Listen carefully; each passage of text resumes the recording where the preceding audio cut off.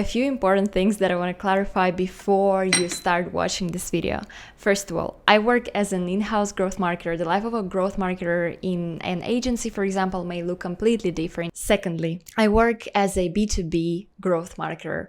The life of a growth marketer in the B2C context may again look completely different. And lastly, while I really love what I do, the job is not easy at all, and I don't want to glamorize things. Sometimes you have to face some challenges, sometimes you have to deal with some mundane tasks, and the goal of this video is just to show you my typical day as it is, what kind of tools I use, what kind of tasks I do, some, behind the scenes. Let's just start this. My company has a hybrid working mode, meaning that a few days a week we can be at the office, but most of our employees work from home, and lately I've switched to working from home completely. Today is quite sunny day, so I can work from my balcony, which I really enjoy doing. 9 a.m.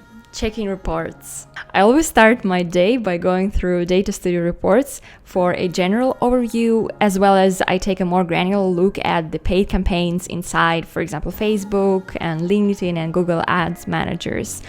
If I notice something alarming, I go ahead and do the fixes, but that's a really rare occasion. I don't check all the reports daily, as there's really no need for that. For example, everything having to do with SEO simply does not happen overnight. Once a week is more than enough. I'm really a nerd when it comes to different kinds of visualizations and dashboards, so sometimes I may end up spending, a few extra hours thinking of how we can improve our dashboards, what kind of fixes can be done, how to simplify them, how to make it easier for different stakeholders to understand them.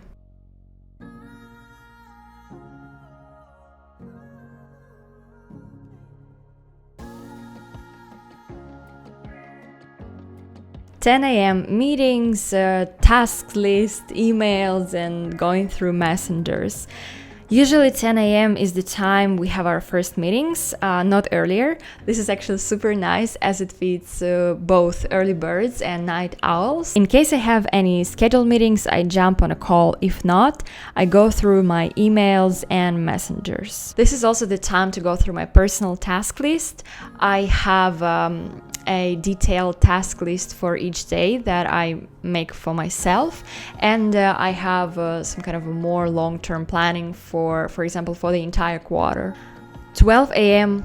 lunchtime, which I usually have from home, or sometimes I go somewhere to the city center to meet my old friends. Okay, I'm not gonna lie, this is a super rare thing. 1 a.m. to 3 p.m. continue working on my daily tasks. So for today, my daily task is to run some keyword research and come up with our content plan for the next quarter. And let's do it together with me. I'm gonna show you step by step what it looks like. So the number one rule for me when it comes to content planning is to be able to understand why exactly we create a certain piece of content. And I've collected some keyword ideas, and based on that I'm gonna create a more specific content plan with topic suggestions. Let's take a look at how exactly I'm gonna do it. This is the kind of spreadsheet that I try to follow, and let's fill it in together, the second row in particular. So obviously I can't disclose the information from the company I work with, meaning that I can't really tell you the exact keywords, the exact content ideas that we are planning to implement. So let's just imagine that I worked for an imaginary company that produces some Excel reporting software, whatever that even means.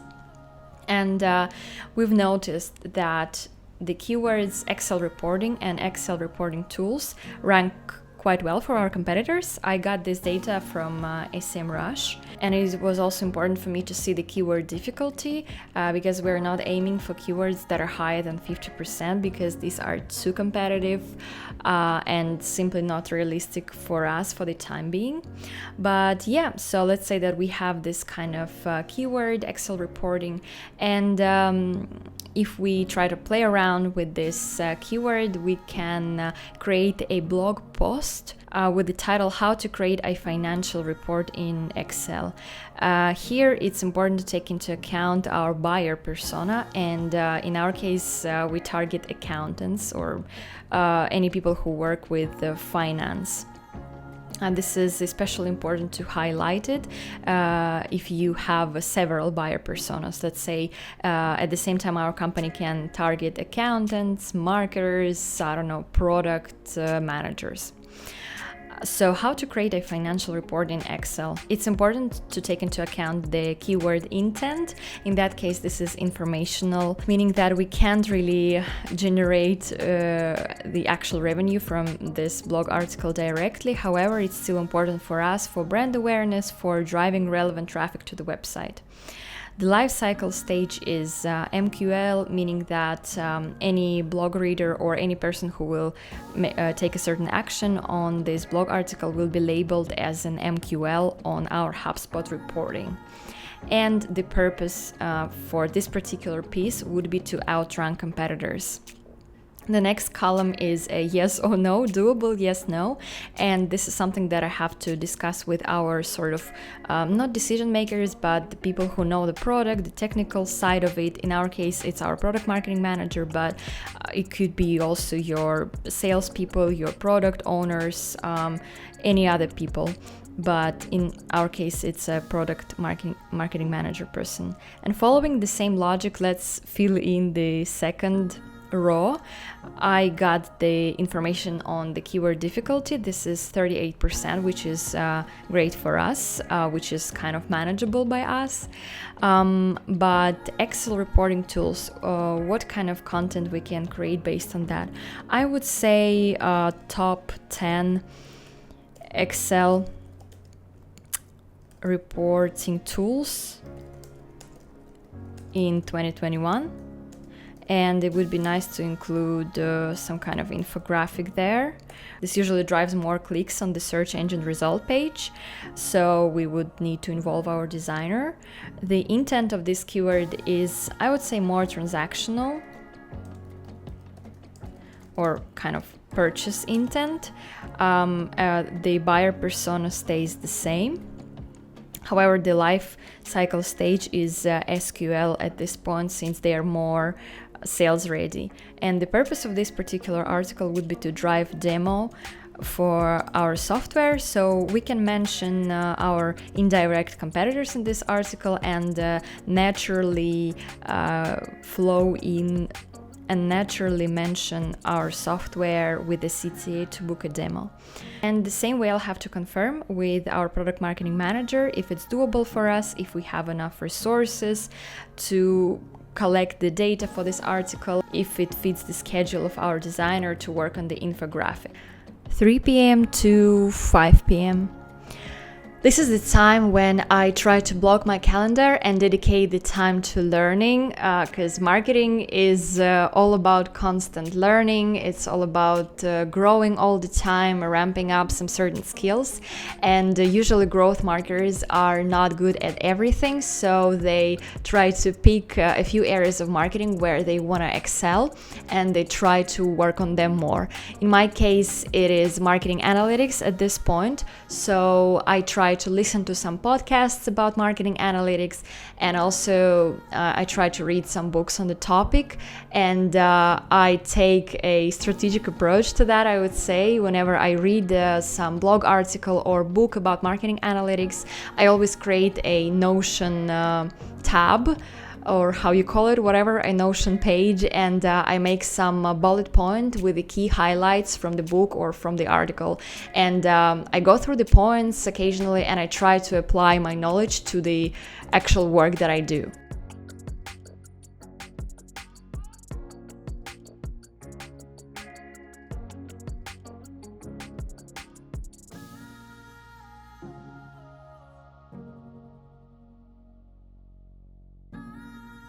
For example, the latest book that I've read is called Storytelling with Data, and this one has completely changed the way I approach data visualization. I think the main learnings for me was that whenever you try to present your data, you should always tell it as a story so that it's understandable to everyone.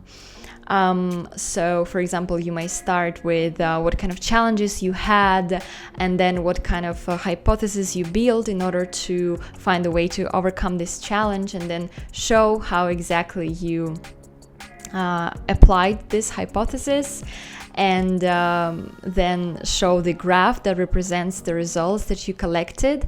And it's always important to involve the people who you present your findings to be able to generate the ideas together, like what kind of conclusions you can make based on this chart. Should we continue with this approach? Does the data make sense at all in the context of your company in particular?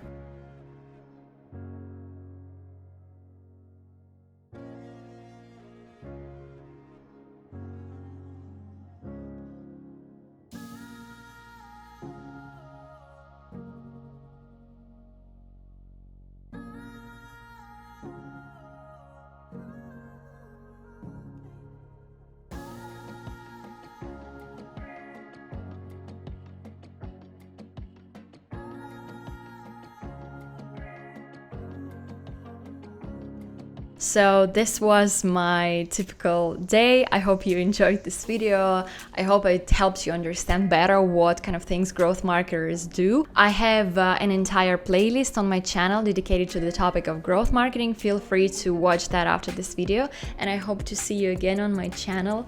Bye bye!